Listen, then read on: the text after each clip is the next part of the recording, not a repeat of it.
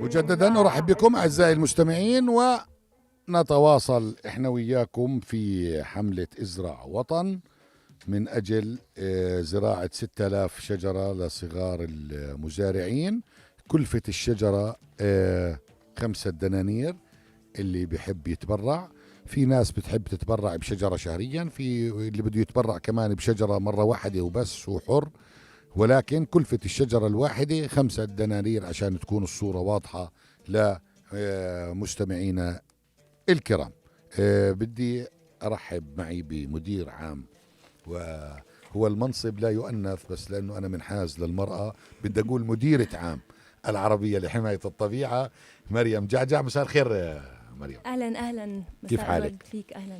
يعني خلينا نبدأ اليوم بالحديث عن هذه المبادرة. شو وجه أو لماذا ازرع وطن؟ يعني ليش ازرع وطن؟ بصراحة احنا اخترنا عنوان ازرع وطن لانه فيه معنيين. اول معنى طبعا اللي هو النشاط الزراعي، انه بدنا نزرع شجر. نعم. بس المعنى الثاني اعمق، أه. وهو فكرة انه الاوطان تقام على الزراعة. بالضبط. حتى في مقولة لجبران خليل جبران بتقول: تقوم الاوطان على كاهل ثلاثة: فلاح يغذيه، وجندي يحميه، ومعلم يربيه. يا سلام. فأحد أسس نهضة الأوطان هي القطاع الزراعي. نعم. إذا يعني الحملة ذات دلالة يعني عميقة. في سؤال بقول لنا إن شاء الله تكون هاي فكرة جميلة، إن شاء الله تكون الحمضيات والزيتون على القليل شجر مثمر نستفيد منه الأجيال. يعني شو طبيعة الشجرة؟ هل هي زي ما بقولوا شجرة مثمرة ولا؟ طبعا احنا برنامج القافلة الخضراء نعم. اللي بلش من 2003 هدفه الأساسي تمكين ودعم صغار المزارعين الأردنيين. نعم. وتعزيز السيادة على الغذاء. وبالتالي كل الأشجار اللي بنزرعها أشجار مثمرة فيها نعم. قيمة غذائية أو اقتصادية مضافة. نعم. حتى تعمل نوع من الدعم الاقتصادي لسكان الريف والفلاحين. إذا تكون واضحة، هي زراعة أشجار مثمرة، يعني بمعنى كأننا بنقول للمزارع بدنا نحقق لك دخل دائم ومستمر. بالضبط. هي الفكرة أنه إحنا ما عم نعطي تبرعات قصيرة نعم. المدى. إحنا عم نرجع للفلاح قيمته بالمجتمع. هذا لما تزرع شجرة يعني هو شيء بسيط جدا، ولكن نتائجه كبيرة جدا، وهذا الإشي الجميل. نعم. هذا عمل استراتيجي اقتصادي خيري، ولكن أيضا اجتماعي، وله وطني أبعاد كبير. وطني، له أبعاد كثيرة جدا. نعم. طيب. خليني أغلبك ناخذ اتصال. أخوي محمد قطيشات، مساء الخير. السلام عليكم. وعليكم السلام. والله استاذ عمر، انا حاب استفسر شغله بسيطه. تفضل. الشجره شو نوعها وين بدها تنزرع؟ هلا هي مريم معك مديرة العربية لحماية الطبيعة، خليها تقول لك شو الشجرة وشو نوعها. هلا الأنواع تختلف اعتمادا على المنطقة وعلى نعم. المناخ. بس احنا بنزرع تقريبا كل شيء مثمر. في عندك حمضيات، لوزيات، عندك عنب، توت. زرعنا أشياء متنوعة حسب المنطقة اللي احنا بنزرع فيها. يعني حسب الأرض اللي موجود اللي اليوم تستهدفها الحملة. مثلا أنسب إشي بهاي المنطقة الحمضيات، بنزرع حمضيات. أنسب إشي هون 100%، لأنه نعم. احنا بالآخر بدنا ندعم المزارع، ما بدنا نحط على كاهله عبء ما يقدر مثلا يحط يعني صحيح. يسقيه أو يقدر يعني يستديمه. واضحة أخوي محمد؟ يا ستي تفضل. ليش ما تكون الاكثريه شجر الزيتون؟ شجره زيتون أهم محاصيلنا الزيتون. احنا على فكرة من أهم المحاصيل اللي بنزرعها الزيتون. بس أنا خطرت على بالي الحمضيات، لأنه أول موقع رح نبلش نزرع فيه هو بالأغوار. الليمون وما. نعم. هاي هي الفكرة أستاذ محمد. ستي ماشي. بس إن شاء الله. وإمتى الزراعة؟ يعني إمتى بده يبلشوا تزرعوا؟ إحنا على فكرة زراعاتنا دائمة، كل أسبوع في الموسم المطري إحنا بنزرع وبننزل متطوعين، وإحنا حابين بحملة ازرع وطن كل ما جمعنا ل200 شجرة ننزل نزرعهم على أرض الواقع. على أرض الواقع. على يعني أرض كل ما الواقع. بنجمع 200 بننزل. يا أخوي محمد شكرا لك. إن شاء الله إن شاء الله. الله بقدرنا وبقدر. يا رب. حياك الله. هلا أخوي محمد. طيب خلونا نروح كمان مع مريم. لما بنقول السيادة على الغذاء، هذا مصطلح ضخم وكبير. كيف تسهم حملة ازرع وطن في السيادة على الغذاء؟ هلا مبدأ السيادة على الغذاء هو جوهر عملنا. السيادة على الغذاء احنا بنعرفه كحق الشعوب والدول من المجتمعات بتحديد نظمها الغذائية الملائمة لها. نعم. وبدخل في هذا الموضوع القدرة على الوصول للموارد المنتجة للغذاء. نعم. وهذا المبدأ فيه نواحي سياسية واقتصادية وغيره. مبدأ الأمن الغذائي يختلف جدا. الأمن الغذائي إنه أنا يكون عندي متوفر الغذاء أقدر أوصل له، ولكن ما بحكي إشي أو بغض النظر عن من مصدره. وين جاي هذا الغذاء؟ ممكن يكون معونات جاي من الخارج. صحيح. ممكن يكون مستوردات. صحيح. مثل حالنا الآن نحن للأسف الشديد في الأردن 80% إلى 90% من غذائنا مستورد. نعم. فمبدأ السيادة على الغذاء يتمحور حول السيطرة على الغذاء وموارد إنتاجه، وفي له شق اللي هو إنه نعزز منتجنا الوطني وسوقنا المحلي ويصير عندنا استقلالية من بالضبط. خلاله. يعني أنا بدي أشكرك مريم على التمييز بين الأمن الغذائي والسيادة على الغذاء. الأمن الغذائي كأننا بنحكي إنه في عنا أكل متوفر، شكرا، هذا إشي. ولكن السيادة على الغذاء أننا نمتلك آلية الزراعة، نمتلك آلية وسيادة. في عنا تبرع بشجرة شهريا، لا أعرف الآلية، رقمي لديكم، شكرا إليك ستي. في عنا شجرة شهرية يا شباب وهي الرقم موجود عندي. طيب اليوم مريم كثير بنسمع عن مبادرات زي زراعية وبيئية ووطنية. العربية لحماية الطبيعة، هذا الاسم اللي أمرار بنشوفه وكثير بنشوفه. شو هي العربية لحماية الطبيعة؟ العربية لحماية الطبيعة تأسست فعليا بال2003 من مجموعة من المتطوعين المهتمين بقضايا الوطن. نعم. وكانت فكرة السيادة على الغذاء كتير واضحة بالنسبة لهم. إذا بدك ترجع لمقولة مثلا هنري كيسنجر اللي هو سياسي أمريكي وكان وزير خارجية سابق، قال: سيطر على النفط تسيطر على الدول، سيطر على الغذاء تسيطر على الشعوب. بالتالي حط القمح ضمن وزارة الدفاع مش ضمن وزارة الزراعة. بالضبط. وصار الموضوع موضوع استراتيجي. صحيح. ونحن نرى الآن أنه نحن في موجة كبيرة جدا على الأردن والوطن العربي بالمجمل إنه نهمش قطاعنا الزراعي ونصير شعب أو بلاد فقط تستورد وتنتظر المعونات الغذائية. وهذا الإشي كتير إشي ما بنقبله، لأنه إحنا كمنطقة عربية اللي بلشنا صحيح. الزراعة من آلاف سنين، إحنا المنطقة اللي في عنا المناخ المناسب لزراعة أكثر أنواع من المحاصيل. طب شو التجارب السابقة؟ وبدي أذكر إنه الشجرة 5 دنانير ولمرة واحدة للي بيحب يتبرع. اللي بيحب يتبرع شجرة كل شهر هو حر، ولكن التبرع 5 دنانير للشجرة الواحدة. طيب يعني شو يعني أنا بدي أفترض حالي واحد بدي أتبرع، شو عملتوا قبل هيك؟ شو عندكم تجارب سابقة؟ شو عندكم مبادرات سابقة يعني؟ شوف، عندنا تجارب كتيرة وهلأ بحكي لك عنها. نعم. الحلو بحملاتنا إنها حملات شعبية متاحة للجميع. نعم. مش بالضرورة الواحد يكون كتير وضعه الاقتصادي ممتاز حتى يساهم في دعم هذه الحملة ودعم هذا الوطن. نعم. فحملاتنا متنوعة. طبعا هاي الحملة ازرع وطن بتيجي من ضمن برنامج القافلة الخضراء. نعم. مثل ما أنا قلت، هدفه لبرنامج القافلة الخضراء هو تعزيز السيادة الغذائية، توفير مصدر دخل لمزارعين، تشجيع المنتج الوطني، تغيير الفكر. هذا الشيء كتير كتير مهم، إنك تنشط وتحرك الناس وتغير فكر حتى يرجع الأردن بلد منتج. نعم. فبالقافلة الخضراء تقريبا بالموسم الزراعي بننزل بنجمع هالناس من المؤسسات المختلفة، بندخلهم بتجربة يحسوا بالأرض ويشوفوا المزارع اللي هم عم بياكلوا طعامهم من, نعم. من خلال عمله. وصرنا زارعين تقريبا 100,000 شجرة في الأردن مثمرة. نعم. عندنا برنامج آخر بحب يعني ألقي الضوء عليه بفلسطين. إحنا بفلسطين صرنا زارعين 2.5 مليون شجرة مثمرة، لأنه هناك في اقتلاع للأشجار بطريقة منهجية.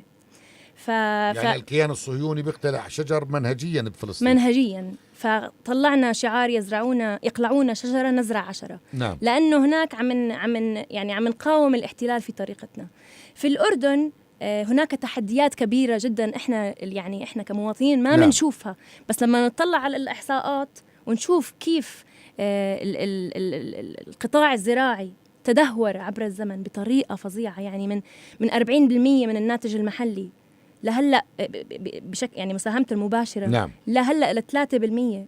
هلا هي مساهمته 28 مباشرة وغير مباشرة، بس من 40% ل 3% الواحد بشوف احنا كيف وصلنا رقم لهاي المرحلة. مقلق. يعني أنا بدي أوافقك، 2.5 مليون شجرة بفلسطين، هذا رقم عظيم. أخوي حسين الفاعوري بيسأل، تحياتي دكتور عمر، كل معاني التقدير والاحترام. أنا ما حضرت من البداية بس مش فاهم، هل المطلوب تبرعات مالية أم أشجار؟ لا، تبرعات مالية، لأنه الشجرة ب5 دنانير أخي حسين، ولأنه بالجمعية هم بيزرعوا يعني حسب البيئة المناخية والبيئة الزراعية للمزارع، ما بفرضوا على المزارع، بس بيقولوا له هون بنجح عندك هذا الشجر، تفضل هاي شجر ازرعه.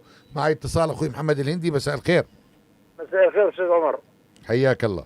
الله يعطيك الصحة. الله يعافيك يا سيدي انا بتبرع ب5 شجرات ان شاء الله. يا رب. ويعني مشكور، والدال على الخير كفاعله. الله يخليك. الله يخليك. حبيبي. شكرا لك. يسعد شكرا. مساك. شكرا أخوي محمد. مساء البرنامج والمعدين.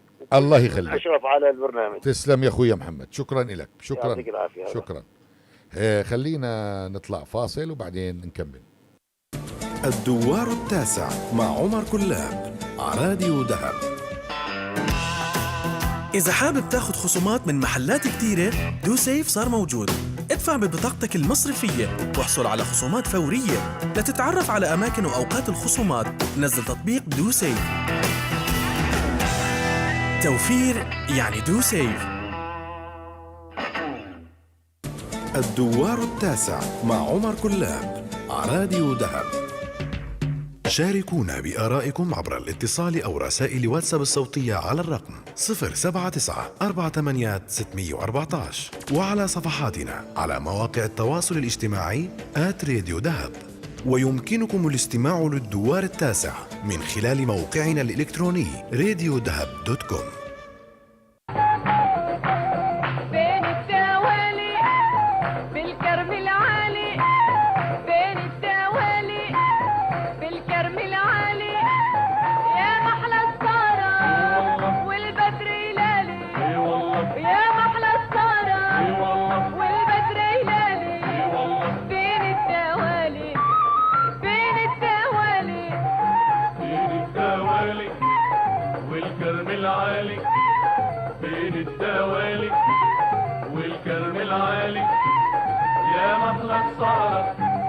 والبدر يلالي يا محلى السهرة، والبدر يلالي بين الدوالي.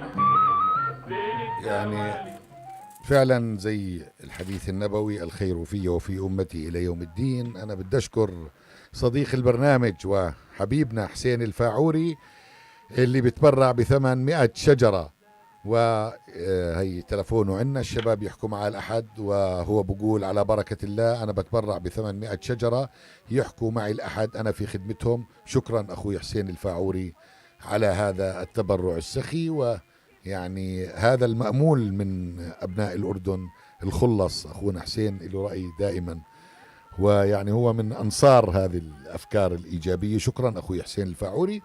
مريم، خلينا نحكي، يعني خلينا نذكر الناس شو تفاصيل المشاركة في الحملة التبرع.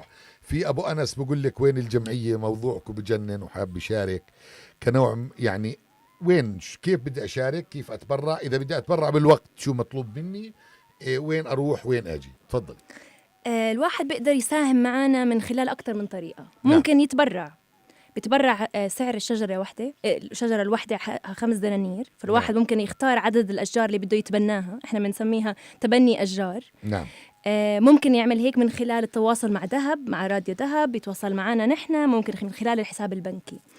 الشق الآخر من طريقة المساهمة هي التطوع. نعم. يعني احنا معظم برامجنا وأنشطتنا ما كانت نجحت من دون التطوع.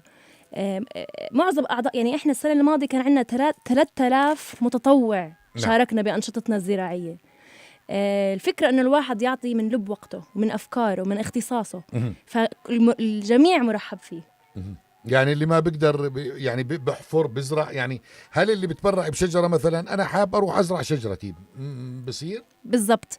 انتم ممكن تتواصلوا معنا على مكتبنا، وبالإضافة لهيك عنا حسابات على وسائل التواصل الاجتماعي بنحط عن كل أنشطتنا، وفي نماذج يعني مفتوحة خلينا نقول للناس تسجل تروح تزرع. على التواصل الاجتماعي مثلا وين أروح؟ فيسبوك مثلا العربية لحماية الطبيعة. العمير ربيع العماد الطويل. لما بدنا نروح نزرع بنحط نموذج بابليك يعني عام، الناس بتسجل عليهم اسمهم ورقمهم ومتواصل معاهم حتى ييجوا معنا، واحنا بننطلق. احنا اسم البرنامج القافلة الخضراء. نعم. فكأنه قوافل عم تطلع من عمان لهاي المناطق المختلفة. حتى موقع الجمعية وين؟ بشمساني. موقعنا بشمساني بشارع شاكر بن زيد، أمام رقم البناية 32. نعم زيد بن شاكر. زيد بن شاكر. نعم. زيد بن شاكر هو رقم البناية 32. أبو أنس ضلك متذكر لأنك هي وبعت لي بقدرش أحفر.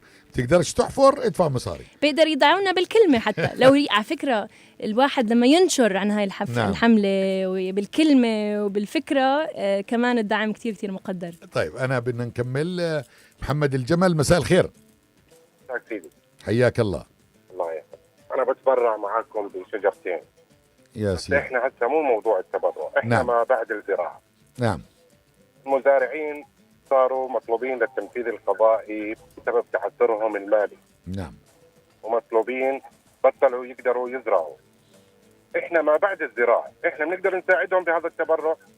هلا هي مريم معك وهي اللي بتقدر تجاوب بجوز أكثر مني. أنا موافقك على الشق السياسي. نعم. يعني مريم يبدو هيك شوي مستحية تحكي أن لدينا يعني لما بنقول بزرعوا قلعوا بفلسطين شجر. نعم. وبالتالي ما في عمود فقري لفلسطين إلا الأردن. كمان بضعف المزارع بالأردن بدمر اثنين مع بعض. بدمر اثنين مع بعض 100%. أنا بس بدي أشكرك أخوي محمد الجمل. أخوي محمد الجمل تبرع بشجرتين.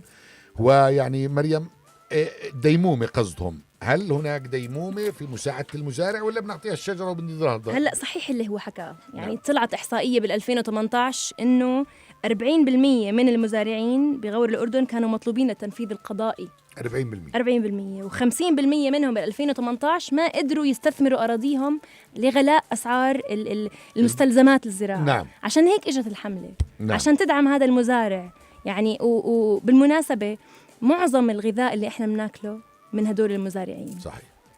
فكتير كتير كتير إشي أساسي. يعني في ديمومة. في ديمومة طبعا، لأنه هذا إشي في حاجة حقيقية له. يعني هو مش مرات كتير مثلا منظمات دولية ومش فاهمين الوضع المحلي بحطوا برامج. نعم. يعني ما فيش فيها ما بتعكس أولويات محلية أو حقيقية. هاي الحملة حملة شعبية أساسها المزارعين الأردنيين. نعم. وتعمل معهم حتى نقدر نوصل اللي بدنا نوصله. بس كمان بالإضافة لهيك ضروري كتير أحكي هالشغلة. تفضل. إحنا بالعربية لحماية الطبيعة مش بس بنزرع شجر، إحنا بالتوازي عم نشتغل على برنامج إحنا بنسميه السيادة على الغذاء، وهو برنامج يعنى في التأثير. نعم. في السياسات والبرامج اللي لها خص في الزراعة. فإحنا بنحاول نوصل على المنابر المحلية والدولية، نحاول نحط حقوق المزارع المحلي هناك. في كتير قصص ضعفت القطاع الزراعي الأردني، وليست فقط موضوع المناخ أو الكثافة السكانية. جزء كتير كبير منها صار تأثيراً بمؤسسات كبيرة. نعم. أثرت في تهميش الزراعة. أنا عم بحكي صحيح. عن صناديق دولية مالية بتعطينا طبعاً. قروض، فرضت علينا نهمش قطاعنا الزراعي، نخصخص كل المؤسسات اللي عنا. يعني لازم نكون صريحين مع هاي صحيح. مع هاي الأسباب. طيب. فنحن يجب أن نزرع شجرة على الأرض، وندعم أيضاً في الصوت والبحث والمناصرة والتشريعات والقوانين على أرضه. 100%. شكرا. أستاذ صالح الحديد مساء الخير. اهلا وسهلا، يعطيك العافيه. هلا سيدي. عيوني بدي اتبرع ب5 شجرات انا، الله يقويك أخوي صالح. بس بدي اسالك سؤالين ثلاثه. تفضل. وين التبرع وين يعني كيف نأمن القروش هذول؟ القروش يا عنا يا بتجيبهن على راديو دهب يا بتحطن بحساب الجمعية بالبنك الاتحاد فرع الشميساني. ايوه. او بتجيبهن على راديو دهب او بتعطي الشباب تلفونك هم بيصلوك وهم بيقدروا يدبروا حالهم من خلال تلفونك اخوي صالح. يا سيدي ياخذ تلفوني، هي تلفوني عندك. خلص وصل التلفون واخذوه الشباب، هاي هم باشروا لي بديهم. وشكرا لك اخوي صالح، فريق البرنامج بتواصل معك. في تبرع عندنا من فاعل خير في الكويت 40 شجرة 200 دينار أردني، لا يريد نشر الاسم. شكرا صديقنا العزيز. 40 دينار، وهلا الشباب بعتوا لك كيف تحولهم لأنك بالكويت. خلينا يعني آخر إشي بسرعة، مريم شو بتقولي لمستمعي راديو دهب؟ معك دقيقة قبل الفاصل. أنا بقول لمستمعي راديو دهب أولاً نشكرهم ونشكر راديو دهب وموظفي راديو دهب، وأيضاً بنقول ادعموا هاي الحملة، لأنه هاي حملة وطنية قائمة على دعم ومساهمات وطنية. إحنا بنحاول نخلق نموذج جديد أو فكر جديد. إحنا ما بدنا نستنى الناس من برا تدعمنا، إحنا بدنا نعمل موجات وحركات شعبية للمساهمة في يعني نهوض هذا الوطن. أنا بدي أشكرك. الدوار التاسع مع عمر كلاب، راديو دهب 94.1 FM.